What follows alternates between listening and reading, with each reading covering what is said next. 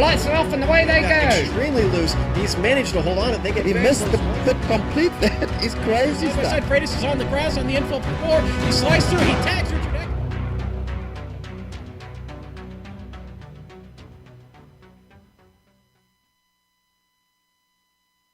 You are now in the Hall of the Mountain King. Though the crown may swap hands from season to season, it is a throne that many vie for time and again. Names from the Lotus 49 series like Anderson, Claridge, Bear, Traingrade, and Zoko echo around the hillsides of this daunting Mount Panorama circuit. Today we'll see if any of them can conquer it once again. You're watching round 10 of the Racing for Rick World Cup Challenge, and you'll see it all live here on the Global Sim Racing channel. Hi, I'm Joe Peak, and with me in the booth is Sean Ambrose. Behind the scenes is our director, the Dr. Amjad Yaman, and he's using cameras provided by Dougie Beard. Sean, Bathurst always seems to bring out a large number of extra drivers to this series. Tell us a little bit about this Aussie track. Joe, Mount Panorama is for all intents and purposes a street circuit. Large sections of the course are lined by temporary concrete walls that transform public roads and house driveways to an unforgiving 4-mile track.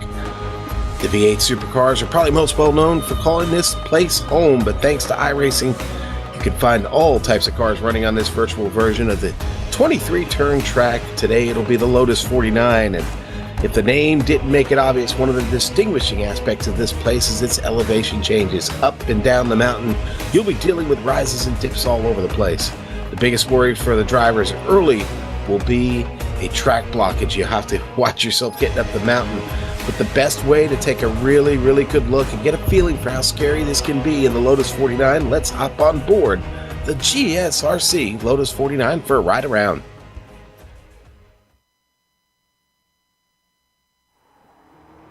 All right, we're in the GSRC Lotus 49, so let's do a lap around Bathurst. Coming down to Hell Corner, it's incredibly critical that you don't outbrake yourself into this bend. Being able to get to the power early out of that first turn will affect your lap time greatly as you climb up the mountain straight. Not to mention, a good exit will help protect you from an attack. Now, over the hill, the car tends to pull left if you shift into fifth. Let it bounce off the limiter and shift up after the hump. After that, you'll be braking uphill into Griffin's Bend, so get the car to the left and put out the anchors. Being smooth to the power will pay off since you'll be turning and accelerating out of here. Something easier said than done. Switch sides quickly, and as we come up to the cutting, remember that not being able to brake in a straight line will mean you've got to lift to ease into this double apex corner. Try to really line the car up for the exit. The line through Quarry isn't quite flat out, but swing wide because you'll need the entire track over the rise into Reed Park. From here, treat all those little kinks in the track as one long arc. You'll be feathering the throttle through Frog Hollow and eventually Salmon Park. Just as you come over the rise, tap the brakes and turn in early to get the car to grip through McPhillamy Park. Get on the power briefly, bring the car to the left, and then try your best to brake as the car gets light over Skyline. You'll be slowing and steering your way through these steep downhill S's, hopefully managing to line your car up for the dipper. From there, you'll get another little squirt of the gas across the top of the mountain before you find yourself braking for the frustrating Forest Elbow. The drop tends to make it hard to slow the car up. Just like Hell Corner, the best traction acceleration is what you're really aiming for. We're now on the opposite side from before, blasting down the Conrod Straight.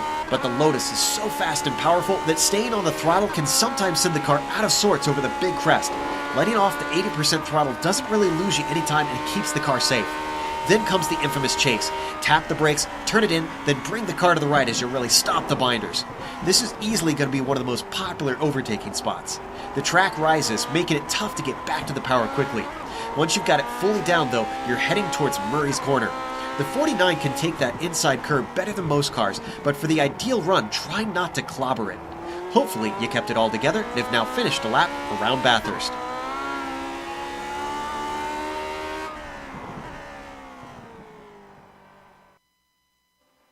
As you can see, a little bit daunting to get around here in this car, but many drivers do love this combination, and I can understand why, having driven it myself. As qualifying continues, let's take a look at the points championship as we've got 9 rounds in. And as we pull up the drivers first, you can see Michel Dunignon starting to pull a little bit away from Benjamin Zoko as he overtakes the lead. 5 points between them though, so that could very much swing back with 9 points up for a win, depending on how this race goes, which could change in a heartbeat if you make enough of a mistake. Mick Claridge continuing to climb now.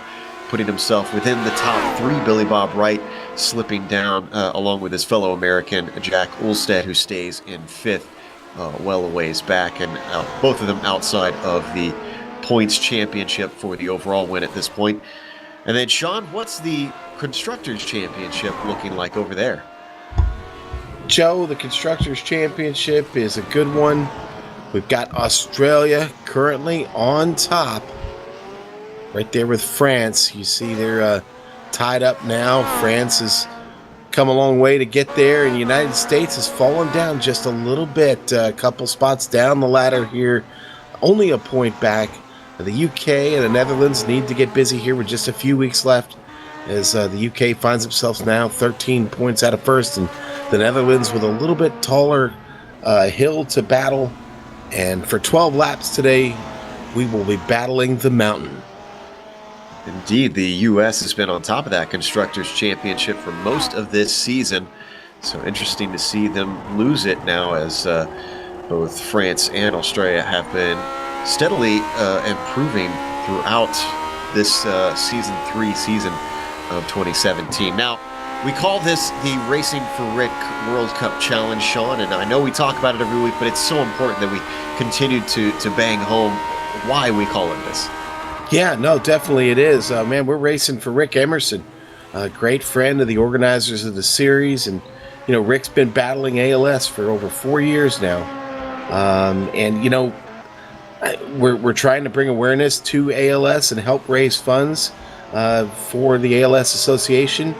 We put a link in the YouTube description. Please go find out more about that. But, hey, listen, every Saturday we're racing for Rick.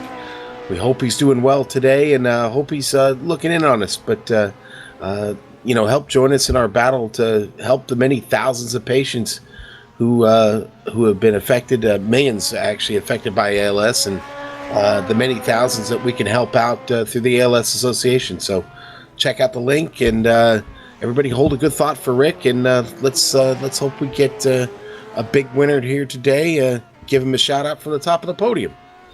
Speaking of winners, former winner here in this combination, Josh Anderson, just put himself on the pole. Known as a bit of a specialist around here, Sean. The Australian certainly likes these two running together, as we switch over to Mick Claridge, who probably is going to be one of his best competition, although we understand he's running a little bit of penalty weight today. Yes, and in fact, Josh is one of the drivers that will be running the weight, a little bit of extra ballast. So it's going to be Mick Claridge, Joshua Anderson, Ove Trengrade, and who else? Michel Dugnan. Yes, that's right. They'll be running with the 25 gallons. That'll be a ballast penalty for them. Now, what I expect to see is them drop if they all qualify here up at the front. Mick Claridge had shared with me that they will drop through the field by about turn 3 or 4, so don't be alarmed if you see that happen. Now, as the car is starting to lighten up a little bit, they will start to make their way back to the front. But man, there's so much trouble to try and avoid on this track.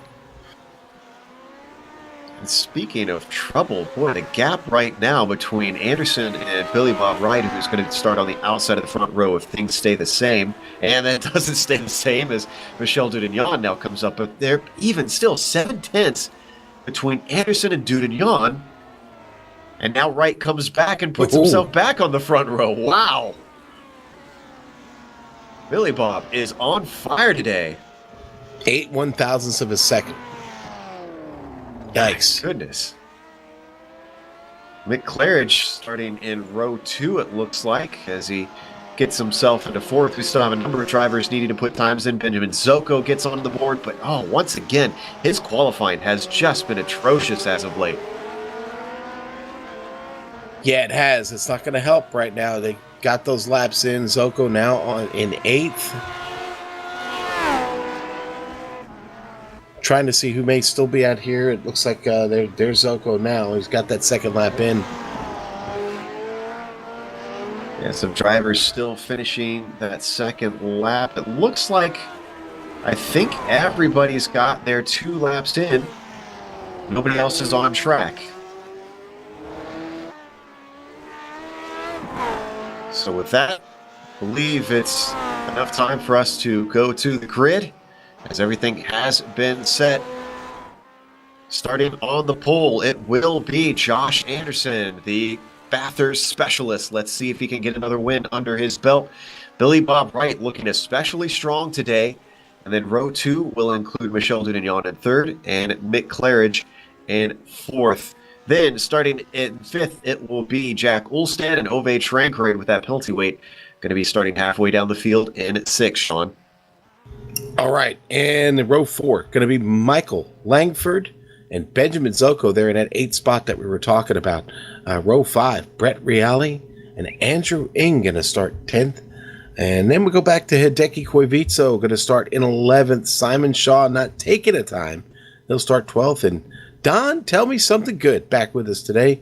The Club West driver there will start 13th, and that completes our field. A little thin today, but 12 laps here of Bathurst may not be a bad thing. We'll see here. Apologies if we're having a few technical issues with the sound. We're trying to do what we can to clear that up. Hopefully that'll get resolved soon. As the cars grid up, only 12 laps around this track today. It's long, even in the incredibly powerful Lotus 49, which is going to be screaming down these straights.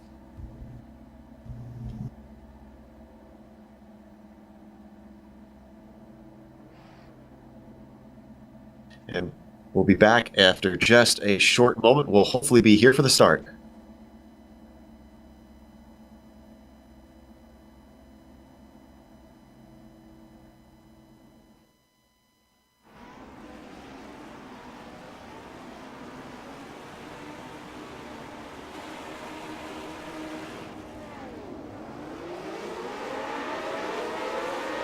Bob Wright off to a great start here up front.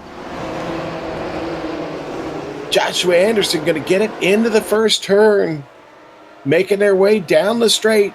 Got to watch the hill here. Going to require just a little bit of lift. Get those wheels off to the side. You're in trouble. Down to the turn, fighting there. Dudignon. Claridge going to get by Dudignon.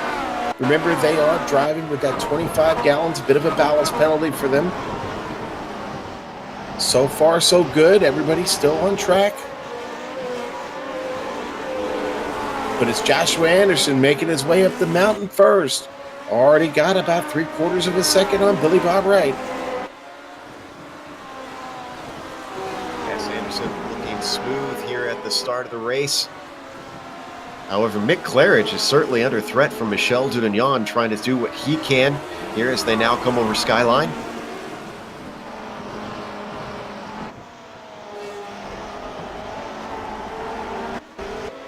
Down through the dipper. So far, everybody still out there on track, still running as they come through the top of the mountain now, back down the hill. The Conrad Straight, this is where things open up and where that penalty weight, Sean, can come into play with some of these drivers who have taken on the extra fuel. Definitely, Joe. Definitely. This is where we can see some passing going down here. Zoko already picking up a spot back here, making a move on the Conrad Straight. Was going to try and overtake Ove Trengrade, but he thought better of it. He had to get off the gas as they make it down into the chase. Dudignon right on top of Claridge at this point. In fact, Claridge is going defensive through Murray's corner. Could there be an over-under? Oh, too much gas for Dudignon. Sends him around, and the entire field streams by. Let's take a look at that. You know, I don't know about you, Sean, but I've always felt that Murray's is a very deceptive corner. It's a 90-degree bend. It looks easy on the surface, but so easy to get wrong. It is. You can either get it wrong down over the curves, or you can get it right out there wrong in the center of it if you get a little bit too much throttle coming off that apex. And boy, unfortunately, looks like Dudignon going to get caught out by that, and the positions he gave up were tremendous. It dropped 6 places through the field. Cycles back in, no damage, got very lucky there. So we watch Dudignon coming back in 9th. However, the battle for 4th place There's a train of cars, Langford, Trangrade, and Zoko, all queuing up behind behind Jack Ulstead, rather. As they come across McPhillamy Park. Now the elevation comes back down again. Not many places to pass up across here. Have to stay patient, set yourself up for Forest Elbow.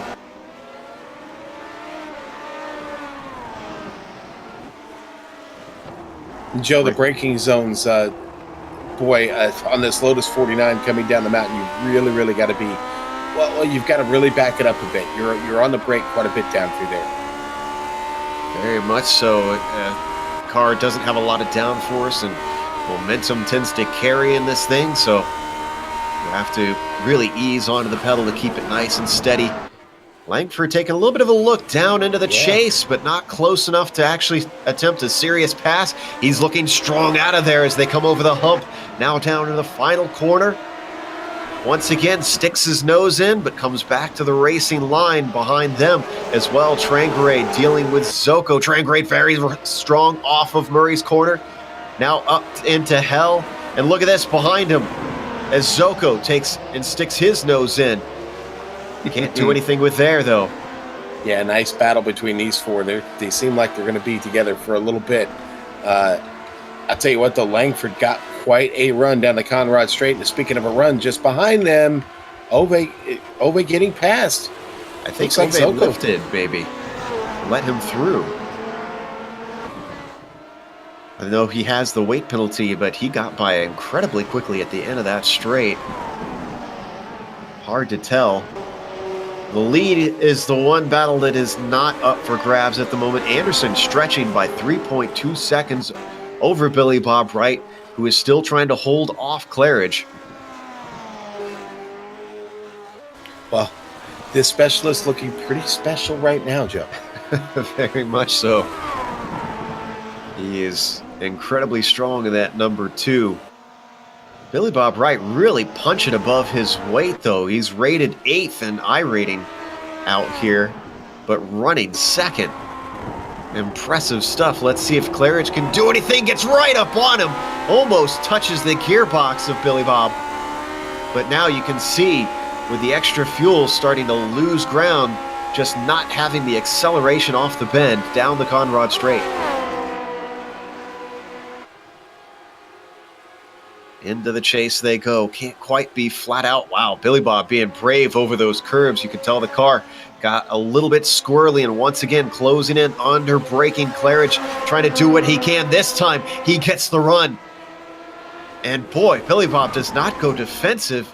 Surprising, knowing that he could hold him off. Maybe he's looking for the run off of Murray's, and yes, he gets it. Starts to come back at him. Is Mick going to be strong under the brakes into the first corner? Can't quite get it in there.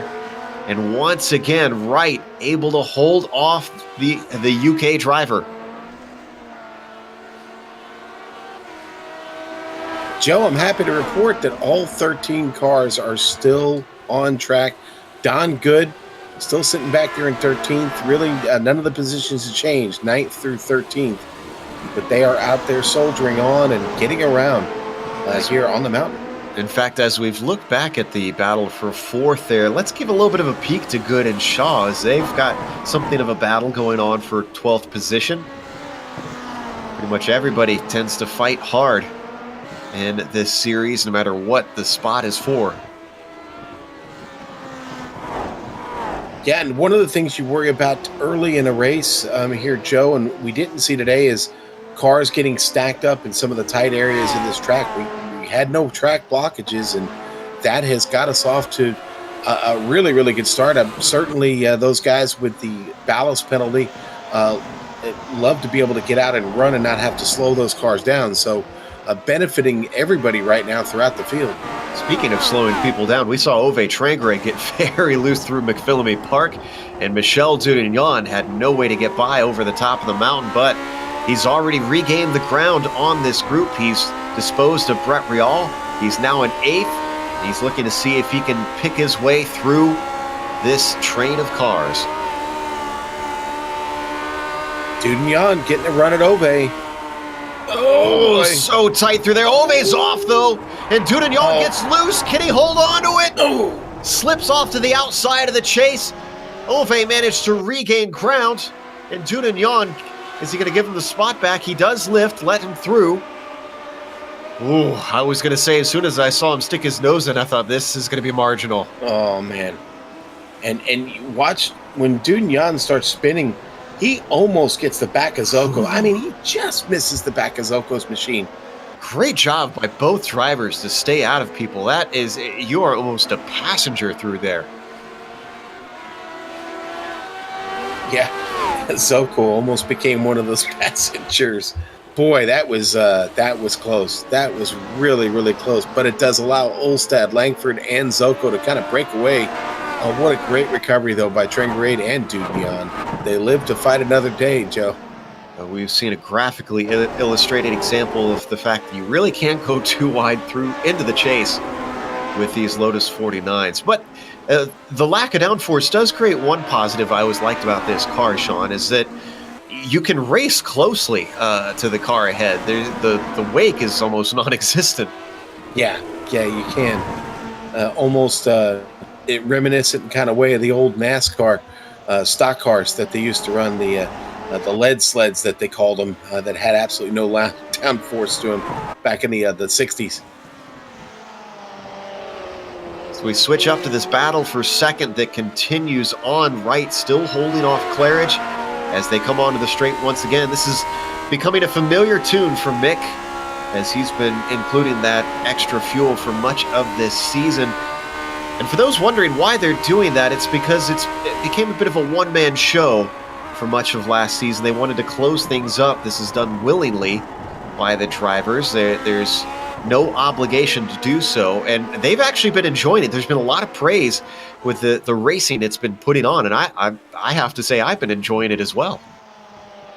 Yeah, and Joe, boy, the Dudagnon-Ove Trengrade battle is still going on, and it's still fun. Dudagnon, just before the chase at the end of the Conrad there, he was able to get around Ove, and now Ove looks to take it back as they head down into hell. Up through this 90-degree left.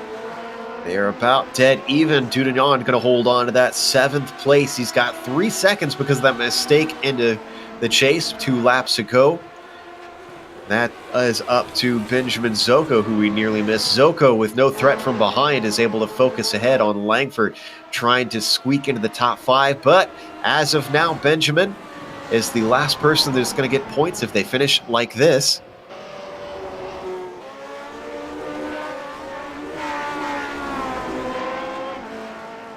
Climbing up through Frog Hollow. They've dropped off a little bit from Langford, holding his own. Or excuse me, from Olstad, rather.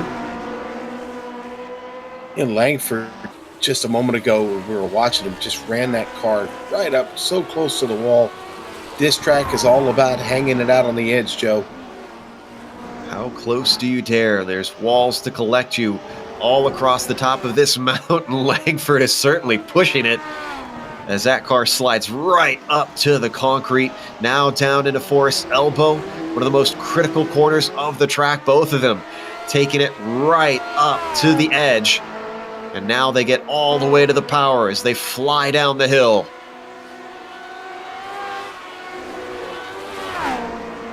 All right, Joe, so I'm not quite as familiar with Joshua Anderson as you are, especially this Lotus 49.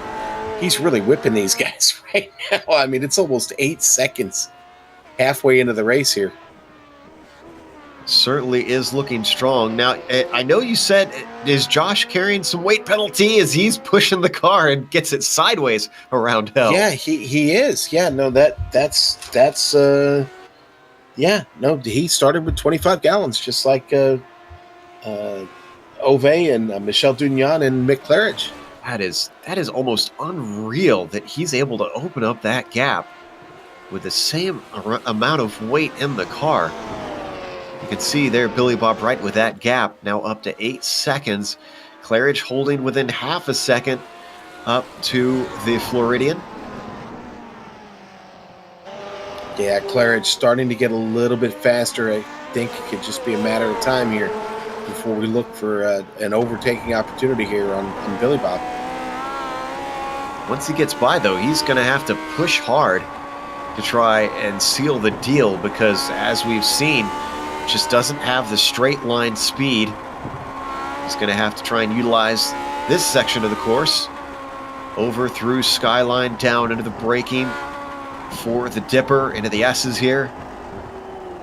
It's both of them nice and smooth. You can see just how much the Brit closes it in on Billy Bob. Oh, this is where he's really strong every time. He gets all kinds of sideways, holds onto it, but time is lost as he falls way back of right.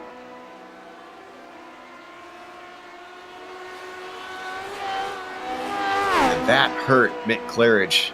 Maybe not in car damage, but certainly out on track. Pride, ego, maybe a bit damaged. Oh, I think he's too focused for that. Mick, of course, on the tail end of his recovery from a shoulder injury. We saw hurting him earlier on, but seems to be back in order now.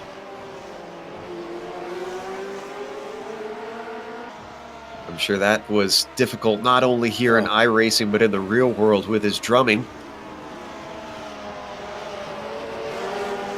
Oh boy, Zoko just got it. Man, he got right up on the exhaust there of Michael Langford and then was just a little slower on exit. But here, getting him coming down the straight over the hill. Not right yet. Boy, he's right there. Zoko looking to get that spot. Been looking at it for quite a while. Couldn't stick his nose in through Griffin's Bend. Has to stay in line. As they come through the cutting now. Just behind them, Michel Dudignan has regained the ground. Is trying to see what he can do. Oh, and Zoko getting ever closer to Langford. Up through the parks. Around McPhillamy they go. He falls back a little bit. Not as brave as Langford is through there. Let's see if he can regain it down through Skyline into the S's. Certainly Dudignan is, as he gets right up on that gearbox. Yeah, Dudignan is really pressing right now, Joe. He is coming down the mountain with a 40, looking to take that spot. Big mistake from Zoko. Swings wide coming into Forrest's elbow. That opens the door, and Dudignan decisively swings around the outside. Dudignan continuing his recovery after the trouble he had down in the chase. That's another spot up to 6th. And that gets Michel into the points, which is important. Remember, he is fighting with Zoko here. That championship now looking like Dudignan may hold on to the points lead after this round.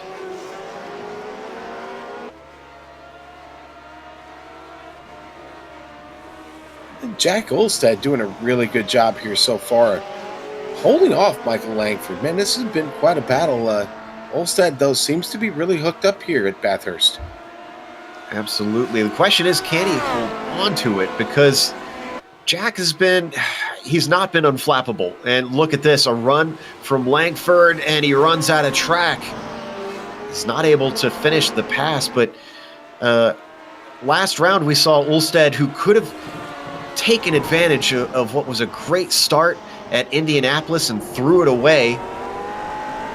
Wondering if he'll be able to overcome those nerves here on what is a lot more punishing of a course and continue to nail down that 4th position. So far, so good.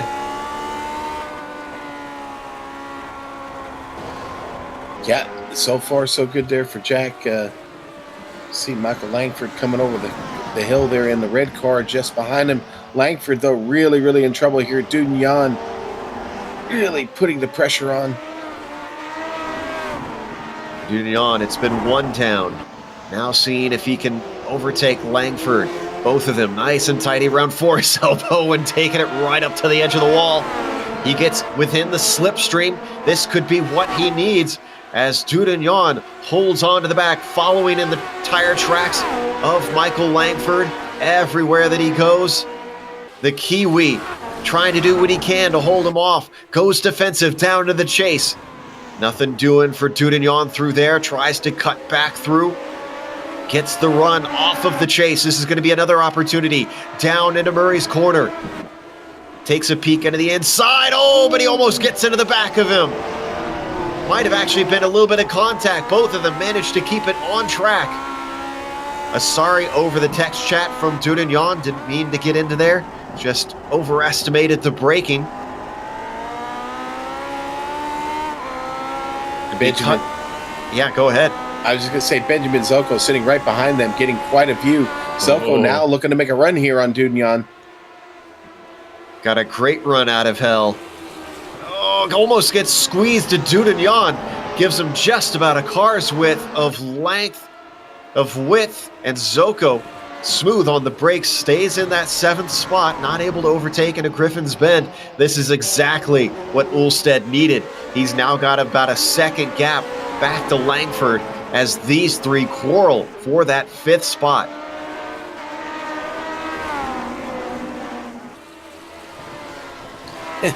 And that's really where the best battle's been, is right here in the middle of the field. This 4th, 5th, and 6th spots really undecided.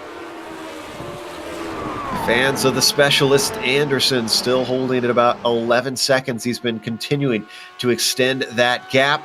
Ooh, Langford looking a little bit wide through the dipper, but somehow manages not to lose time. Coming through Forest Elbow one more time. This time Dudagnon just off the apex, and that hurts him on the exit. Not able to get the power down soon enough. Doesn't look like he's going to threaten the Kiwi this time.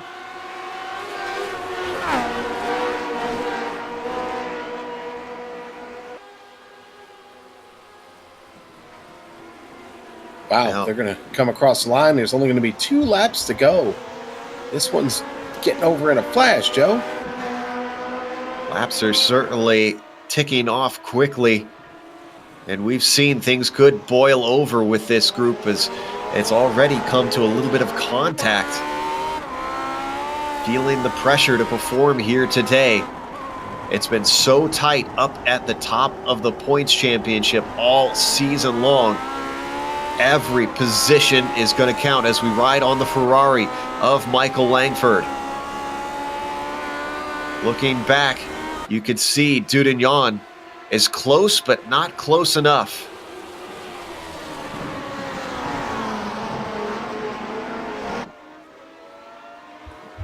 You know, I'm curious to know if Langford considers this a home track for himself. Being not quite same area of the world, but love to see a New Zealand track here on iRacing, I'm sure. Yeah, that would be cool. Certainly spread the representation out a little bit, but man, boy, Langford doing a great job here holding off Dudagnon. Dudagnon keeps poking at him. Michael, really, he's the one that's impressed me the most this race. Even though he hasn't been able to get past Ulstead, he's been handling this incredibly well. The Frenchman is not shy of being aggressive, and Michael has not wavered as once again they come down to Forest Elbow. Big puff of smoke from Ulstead ahead of them. Wonder if Jack is starting to feel the pressure. And I don't know about your experience down in the Forest Elbow, Sean, but I know for me driving this car at this track in the past, for some reason in the Forest Elbow, the car, as the race goes on, just starts to lose grip into there. Langford having to go defensive is down into the chase. They were side by side on entry, but not so on exit, as Langford once again denies Michelle. Michelle not having any fun down in the chase today, is he, Joe? He's trying his darndest. He knows he's strong there. I picture White flag is out. I picture Michelle Dudagnon in bed having cold sweats and nightmares about the chase. Just can't get the run off the corner. Is Zoko going to be able to do anything now as he's looking threatening? He's got one more chance here on the mountain climb. The mountain straight, rather, isn't able to overtake Dudignon, so they're going to stay line astern with Ulstead still in 4th. Langford 5th. Dudignon, the final points paying position in 6th, and Zoko in 7th.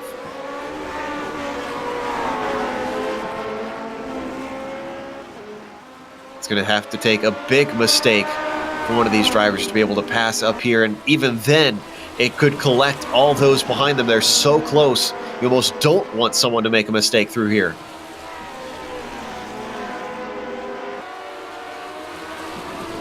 Dudignon is just frighteningly close to that Ferrari.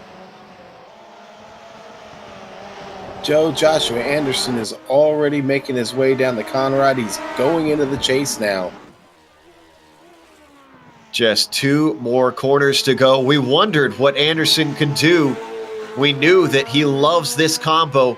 Always shows up here when the Lotus 49 Series rocks up at Bathurst.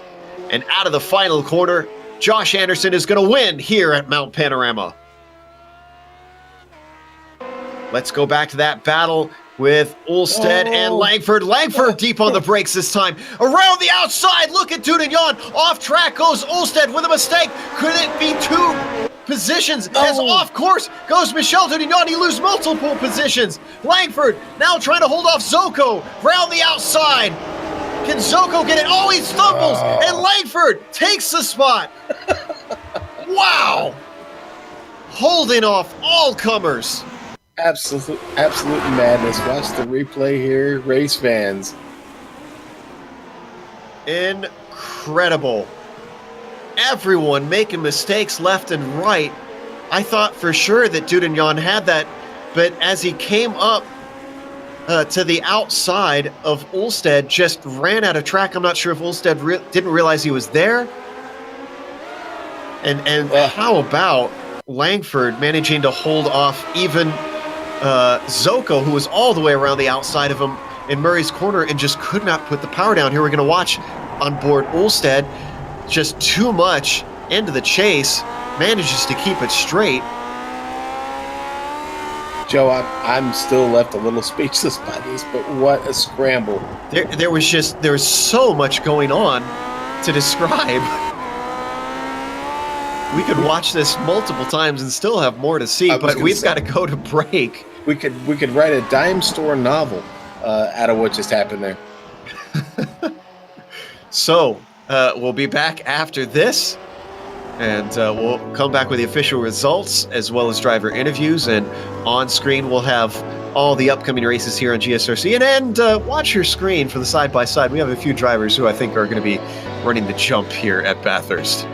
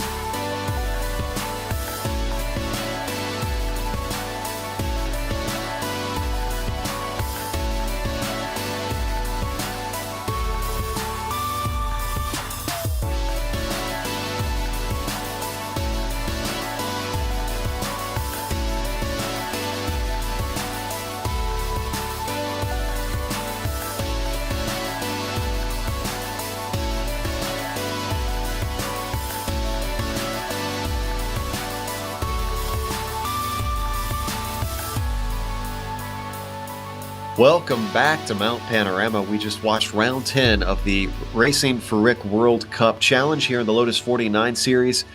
We talk a lot about Josh Anderson being a specialist here at Bathurst, and he proves so once again, crushing the field by an impressive 14 seconds for the win. Just was unfazed the entire race. Billy Bob Wright with a great run to second, somehow held off Mick Claridge, only half a second at the line. That rounds out our podium with the Brit there being in third. Jack Ulstead as well. If you missed the finish, please go back and watch that replay when you get a chance, because Ulstead finished fourth, but it was not that way in the final few corners the whole time. Langford challenged him. He finished in fifth. Trangaray challenged him. He finished in sixth. Zoko challenged him. He finished in seventh. And Dudon even challenged him. He finished all the way down in eighth. So many positions swapped. I can't stress enough that how crazy that finish was with that battle for all those drivers. But Sean, what's the rest of the field look like? Well, Joe, the rest of the field, Hideki Koivitso finished in 11th. I'm sorry, where did we leave off, Joe? Brett Reale. That's right, Brett Reale. Andrew Ng, there we go, 10th. Hideki Koivitso, 11th. Simon Shaw finishing 12th. And Don Good finishing 13th. What my thought that diverted me there is that Don Good, Simon Shaw continued that battle right down the very, very last lap. So you had basically all 13 cars all fighting for position for basically all 12 laps of this race, which if I go back and I think about all the races we've had this season here in the Lotus 49, I think today would qualify as probably the best race we've had, Joe.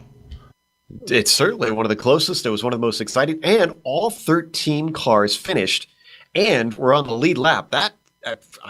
We didn't even have that at the Nürburgring. So it's incredible that this track, which is so difficult, produced such strange results like that. First up, though, we want to talk to our second place finisher, Billy Bob Wright, about what was a fierce battle for that second place and what it was like trying to hold off Quick Mick here for 12 laps around Bathurst.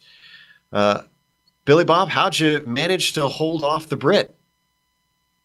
Well, I was, I got to say, it's just the Ballast boys. I mean, I got to thank all the Ballast boys, including Joshua Anderson, who came in here and put on a clinic. That kid is amazing. And, but no, for Mick and those guys, I mean, really, it did come down to the Ballast because, I was able to pull away off the slow corners and down the straightaways, and that comes down to Ballast. But, thanks to Mick for, not racing me too hard. He could have shoved it in a couple of times, but it was a good run, man. Great run. And I'm really proud because thanks to Ove and Mick and Michelle for the last couple of seasons teaching me a lot about setup. And I'm really proud because this is the first race that I've run my own set. I never even ran it by anybody to see what they thought. And so I'm really excited about that. But wow, a soaker again, Joe. I mean, I'm absolutely soaked after that one. So much pressure from Mick.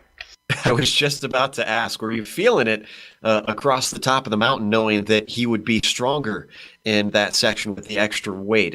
Was that on your mind at all, or were you able to put it out and just focus on what's ahead?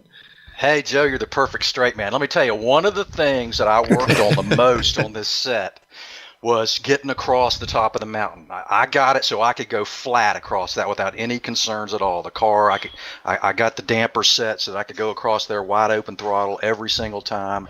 The only concern I had is the draft, but as you know, it's a little weird across the top of the mountain because you've got that issue. But I was really confident there all the way down because I practiced a bunch breaking down into the chase. So all the way through there, I was super confident. Down into turn 1 and turn 2, not so much. I thought that's probably where he was going to get me. Well, what this will do is help you in the championship fight with Mick, with you finishing ahead of him and only being 2 points behind before this race. I believe at one point, did you say that your goal was finishing within the top 3, or do you have a goal as far as where you want to finish? Well, I mean, top 3 was always a dream, and then I actually had visions of a win in the championships early in the season because I was going so quick. But Again, I want to emphasize this only because of the Ballast boys. Once we go back to straight up racing, we'll be back to the status quo. But I've learned an awful lot because being close to the front has taught me, to really focus on the details. And I'm finding out more and more that, the reason these guys are so fast is, they practice, they use all the track, they really work on their sets. I mean, the gearing here was the biggest thing for me. I spent 3 sessions just focused on gearing. And I found a really strange niche that worked super well. And for me, it made a huge difference. It certainly seems to have helped you out today. And, well, we wish you the best in the final 2 rounds. Hope to see you back in the next 2 weeks. I'll see you then, guys. As always, thanks for a great broadcast. Looking forward to watching. I want to see what happened to Mick on that penultimate lap. He dropped way back, and then he almost got me at the end because I slowed down too much. But again, thanks. See you next week. All right, that was Billy Bob Wright, second place finisher here today. And Sean is going to talk to our final podium finisher, Mick Claridge, about that fight from his perspective. Mick, that was absolute craziness there on the last lap, the finish. Talk to us about what was going on there. Oh, well, hi guys. Yeah, that was a brilliant race. I loved it. Hats off to Billy Bob there. He just doesn't make a mistake ever. Known that for quite a while now. Yeah, no, I made a couple of mistakes. Hit the wall at one point. Got alongside him out of the last turn, but you can just see how much the ballast is hurting us when we're trying to pull away from these slow corners. But no, I just couldn't get him in the end. So maybe a little bit too much ballast on this one. It certainly didn't seem that way for Joshua. I know you told me he took 25 gallons, but are you sure he took 25 gallons? Oh, I don't know. Do you know, to be honest with you, it didn't worry us whether Josh was going to run 25 or not. He didn't in qualifying. He ran 25 litres. He didn't know what to do. He didn't know what we was doing, that's all. And so we said it after qualifying. But no, it doesn't matter if he did or not. He's not part of the championship, really. He's only sort of here for one race. If he did, it was a hell of a pace, isn't it? Yeah, it was quite a pace he had going. But just that last lap, there was so much going on there. Joe and I said that you could probably write a small novel out of what unfolded there down into the chase. How exciting is that? I mean, does that really get the adrenaline pumping down there? Oh yeah. You're flying down there. It's just, it's really tough. I don't know if you saw me drift around the elbow one lap because I had to really hold up. Billy was a bit slow that lap, and I really held the anchors on and just lost the rear there. I couldn't believe I held it, but it's sort of one of those situations where if you do lose it, it's quite nice. if you come out the other side. Well, it was a good battle with Billy Bob, and it's another great points day for you here in the championship chase. 2 rounds left to go. How do you like your chances? What are tracks? Oh, I never. Most sport is up next. Yeah, most sports next. That's right. I'll do well at most sport. I'm pretty good round there. It's probably my best track out of the whole season. So yeah, I'm looking forward to that one. Oh, well, I'm sure your competitors are just absolutely riveted to hear that. And then Monza, the Monza combined is where we wind up wrapping this season up. Oh well, that's the icing on the cake, ain't it? Monza combined. Yeah, what can you say about that? That's just going to be unbelievable. Yeah, it's actually 2 races at Monza here in this season. Second round was the Grand Prix circuit without the chicanes, and now we'll end up the season there back at Monza. And these last 2 races should be pretty exciting. Mick, thanks for checking in with us today. How you feeling, buddy? How's that arm? Back to one hundo? Almost, mate. Yeah, thanks a lot. Yeah, I'm pretty much there now. Yeah. I can't blame any of these losses on the arm anymore. Good stuff, man. Good stuff. Hey, have a great week. We'll see you next. Cheers, guys. And cheers to Mick Claridge. And Joe, I know you'd love to talk to Jack Olstead. Olstead had a great race today, but he was also in the middle of everything that was going on there at the end. Oh, yes. We want to know if he saw any of what was happening in his mirrors. Jack, talk to us about that last lap fight to stay in 4th, and how did you stay in fourth with at least 4 cars trying to challenge you for it? Well, it sure wasn't easy. Are you hearing me okay? Yep, we got you. It sure wasn't easy. It's not unlike me to try to hold off somebody of the caliber of Michelle. I knew Michelle was behind Michael, and Michael was. I've raced with him a good bit to know that he does drive real clean, so I wasn't worried too much about Michael. Although I thought that last lap, I thought it was him that was going down on the. Well, it was the second to last left-hander before the little bumping incident between me and Michelle that I was told came on, that I was being warned a guy on the inside. And so that's why I went a little wide, and that I went offline, of course, a little bit, but I still had so much momentum that when I came back across for that right-hander right before Michelle and I bumped wheels, I couldn't get the car back over far enough to leave him room. I normally, if I got a guy, I know he's going to come alongside me, I always try to give him room, but there's sometimes you just can't, your momentum is carrying you out to the outside so much. And so I apologize to Michelle if I hope that didn't look too bad from his side or from what you guys were seeing. Obviously from my perspective, all I can see is what's ahead of me, and I could see right at the last minute his wheel, my left monitor showing up right at the last minute. I'm like, oh crud, we're gonna tangle. But I guess shoot, it's one of those things that you've been holding forth for 15 laps. It's going to be pretty hard for me to, or not 15 laps, I'm sorry, 11 laps. I was thinking of the last time we ran here at Bathurst, it was 18 laps. But anyways, it's pretty hard to just give it up when you've been holding that position for that long. And I think Michelle knows that about me. I'm not gonna make it easy on him. And he's won so many doggone races that taking a fourth here was almost feeling like a win for me, especially not having any incidents where I went off. This track can do that to you, as you guys know. Absolutely. And I was going to say, I'm pretty sure any driver worth their salt would understand if someone fights hard for position, whether it's next to last or the overall win.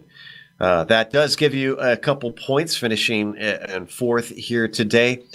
Obviously, you do a little bit of work behind the scenes to bring these things to air and keep track of the championship. How do you feel about this season and the close fight up at the top? Are you pretty proud of how that's been unfolding? Yeah, I'm. Well, we're talking about being proud.